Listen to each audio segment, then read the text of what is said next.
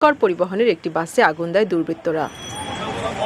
মোহাম্মদপুরের town hall বাজারের কাছে পরিস্থান পরিবহনের একটি বাসে সকালে আগুন লাগিয়ে দেয় দুর্বৃত্তরা।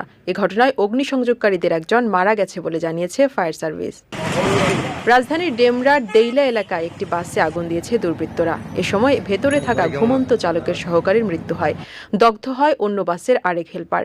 তাঁতীবাজার মোড়ে সকালে বিহঙ্গ পরিবহনের একটি বাসে দুর্বৃত্তরা আগুন দিয়েছে বলে জানিয়েছে ফায়ার সার্ভিস। হরতালের সমর্থনে রাজধানীর বিভিন্ন স্থানে মিছিল ও পিকেটিং করেছে জামায়াত সমর্থকরা। মিরপুর ৬০ ফিট পাকা মসজিদ থেকে মিরপুর ২ নম্বর পর্যন্ত পিকেটিং ও মিছিল করে হরতাল সমর্থকরা।